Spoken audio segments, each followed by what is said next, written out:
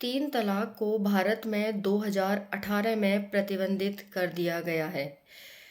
इस वीडियो में हम जानेंगे तीन तलाक क्या है, यूसीसी यूनिफॉर्म सिविल कोड यानी समान नागरिक संहिता क्या है, शाहबानो केस क्या है। विस्तार से जानेंगे। आपको एक भारत के जागरूक नागरिक होने के नाते ये सारी बातें पता होनी चाहिए। तो चलिए जानते हैं और इस वीडियो को स्टार्ट करते हैं। तो जय हिंद साथियों, स्वागत है आप सभी का पीएस स्टडी यूट्यूब चैनल पर। आप देख रहे हैं पीएस स्टडी। तो चलिए स्टार्ट करते हैं। जैसा कि आप सभी ने अभी हेडलाइन में देखा कि तीन तलाक क्या है, यूसीसी कोड क्या है और साहबानो केस क्या है, विस्तार से जानेंगे। क्यों ज़रूरत पड़ी यूसीसी की, क्यों इतनी मांग उठ रही है कि समान नागरिक संहिता लाई जाए। देखिए साथियों, एक के पहले हम जान लेते हैं कि तीन तलाक है क्या। देखिए ये जो तीन तलाक है ना, ये मुस्लिम कम्युनिटी द्वारा चलाया गया है। ठीक है, मुस्लिम कम्युनिटी में ही ये चलता है। होता क्या है कि कोई भी मुस्लिम पति फ़ोन पर अपनी पत्नी को तीन बार तलाक कह दे तो ये तीन तलाक हो जाता है। यानी अगर वो तलाक तलाक तीन बार कह देता है अपनी पत्नी को, तो इससे क्या होता है, पति पत्नी अलग हो जाते हैं और पति उसे छोड़ देता है फ़ोन पर तलाक तलाक कह करके। ज़रूरी नहीं है फ़ोन पे ही छोड़े, लेकिन ये इतनी इतनी छोटी चीज़ है कि अगर कोई पति अपनी पत्नी को फ़ोन पर भी तीन तलाक कह देता है ना, तब भी वो उससे छोड़ सकता है ना। तो इसलिए मैंने कहा कि फ़ोन पर भी कोई कह दे तब भी वो उससे छोड़ सकता है। अब इसके केस बहुत ज़्यादा बढ़ रहे थे, तो बढ़ते हुए केसों को देख करके बहुत ज़्यादा मांग उठी। जो मुस्लिम महिलाएं थी वो बहुत ज़्यादा परेशान रहने लगी कि भाई इस तरह से हमें कभी भी छोड़ दिया जाता है, जब हमारी ज़रूरत होती है तब हमें अपना लिया जाता है और जब ज़रूरत नहीं होती है छोड़ दिया जाता है ना। इससे बहुत ज़्यादा क्राइम एक तरह से हो रहा था। तो महिलाएं, जो मुस्लिम महिलाएं थी, वो न्यायालय में गई, भाई कुछ करो इसका। तो नरेंद्र मोदी जी ने 2018 में एक विधेयक पास करके इसे प्रतिबंधित कर दिया कि कोई भी पति अपनी पत्नी को तीन बार तलाक कह कह के तलाक नहीं दे सकता। ठीक है, जरूरी नहीं है फ़ोन पे किसी भी तरह से तलाक नहीं दे सकता। ठीक है भाई, 2018 में प्रतिबंधित हो गया। अब ऐसा ही केस था 1985 का, इंदौर मध्य प्रदेश का। महिला थी शाहबानो, उसके 5 बच्चे थे। 60 वर्ष की आयु में उसके पति द्वारा उसे छोड़ दिया जाता है। ठीक है, 60 वर्ष की आयु में उसके पति द्वारा शाहबानो को छोड़ दिया जाता है। पति का भी नाम बताना चाहूँगी। पति का नाम था अहमद खान। अहमद खान के द्वारा शाहबानो को छोड़ दिया जाता है। अब 60 साल की महिला, 5 बच्चे उसके, जाएगी कहाँ। कोर्ट में जाती है, धीरे धीरे पहले जिला कोर्ट में जाती है, फिर हाई कोर्ट में जाती है, फिर सुप्रीम कोर्ट में पहुंचती है। सुप्रीम कोर्ट के द्वारा निर्णय लिया जाता है कि जो अहमद खान है वो शाहबानो यानी अपनी पत्नी को खर्चा देगा, है ना, महीने पर खर्चा भेजेगा। लेकिन इसको अहमद खान मना कर देता है।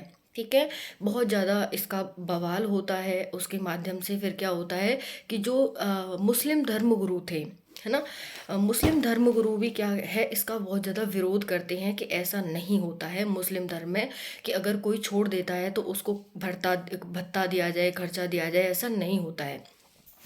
बहुत ज़्यादा इसका वो हुआ। उस टाइम पर राहुल गांधी जी की सरकार थी भाई, उनकी राजीव गांधी जी की सरकार थी।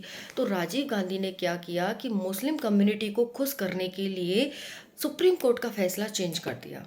ठीक है, सुप्रीम कोर्ट ने फैसला क्या दिया था कि अहमद खान अपनी पत्नी को खर्चा भत्ता देगा। पत्नी है भाई उसकी, उसके 5 बच्चे हैं, उसका खर्चा चलाने के लिए वो पैसे देंगे। लेकिन क्या होता है यहाँ पर, क्योंकि धर्मगुरु अपने एक औरत को, जो मुस्लिम महिलाएं होती हैं, वो मुस्लिम लोग हैं, वो उन्हें दबा कर रखना चाहते हैं कि ये हमारे अंडर रहें हमेशा। तो उनका माइंड वॉश किया जाता है इस तरह से। तो क्या हुआ भाई, अब वो महिला पहुंच गई, यानी कि वो अपने अधिकार के लिए एक पुरुष के खिलाफ चली गई। ये धर्मगुरुओं को बर्दाश्त नहीं था। वो सरकार में चले जाते हैं और सरकार इन धर्मगुरुओं के अंडर आकर सुप्रीम कोर्ट के फैसले को पलट देती है। क्योंकि संसद के पास ये पावर है, जिसकी सरकार होती है उसके पास ये पावर होती है। ठीक है भाई, इन्होंने क्या है, ये पलट दिया। तो इससे क्या हुआ, बहुत ज़्यादा विरोध हुआ, मुस्लिम महिलाओं ने बहुत ज़्यादा विरोध किया।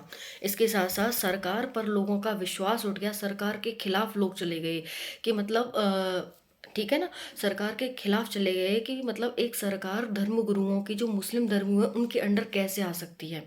और ये तो एक मतलब बहुत ज़्यादा गलत है। सारी महिलाएं इनके विरोध में हो गई, ठीक है ना? तो फिर इनके विरोध में हो जाती हैं। इस तरह से वोट बैंक की राजनीति के लिए इन्होंने ये किया। फिर से सुप्रीम कोर्ट ने इनका जो फैसला था उसे पलट दिया कि नहीं, भत्ता तो दिया जाएगा। ओके। तो ये था क्या, शाहबानो केस। अब इसी को देखते हुए, क्योंकि साथियों अभी आपने क्या देखा कि मुस्लिम धर्म में भत्ता देने की, जो खर्चा भत्ता होता है तलाक के बाद देने की, वो नहीं है, रिवाज नहीं है। तो इसी को ध्यान में रखते हुए यूसीसी की मान्यता उठी कि यूनिफॉर्म सिविल कोड लाया जाए। भारतीय संविधान के भाग 4 में आर्टिकल 44 यूसीसी के बारे में कहता है कि समान नागरिक संहिता होनी चाहिए। भारत में जब सभी नागरिक समान हैं तो उनके लिए अलग अलग धर्म के लिए अलग अलग कानून क्यों? सभी के लिए एक ही कानून होना चाहिए। जैसे हिंदू मैरिज एक्ट 1954 1955 है, वैसी उसी के आधार पर सभी कम्युनिटी के लिए एक ही तरह की संहिता होनी चाहिए कि एक ही तरह से रीति रिवाज करें, एक ही तरह से उनके चाल चलन सब चलने चाहिए। अब इसी को ध्यान में रखते हुए काफ़ी लंबे समय से यूसीसी की मांग हो रही है, क्योंकि अलग अलग कम्युनिटी में अलग अलग रीति रिवाज हैं। तो उसकी वजह से क्या होता है, बहुत ज़्यादा परेशानी कोर्ट को भी होती है, न्यायालय की भी होती है, और बहुत ज़्यादा मतलब समझने में कि हाँ भाई इनके धर्म में क्या है, इनके धर्म में क्या है, बहुत ज़्यादा। तो इसी को ध्यान में रखते हुए यूसीसी की मांग उठी, और यूसीसी लाने का, और देखो इस बार मोदी जी जीत गए तो यूसीसी जरूर ही आ जाएगा, यानी सभी धर्मों के लिए एक ही कानून आ जाएगा। ठीक है। बाकी आपका क्या विचार है इस पर कमेंट सेशन में ज़रूर बताइएगा। यही था साथियों, तो आई होप कि 3 तलाक क्या है, शाहबानो केस क्या था, 1985 का ये केस था, और उसके बाद ये यूसीसी क्या है, यूनिफॉर्म सिविल कोड, समान नागरिक संहिता। तो कमेंट सेशन में ज़रूर बताना, कोई सुझाव हो तो आप कमेंट सेशन में ज़रूर देना। Thank you so much. जय हिंद।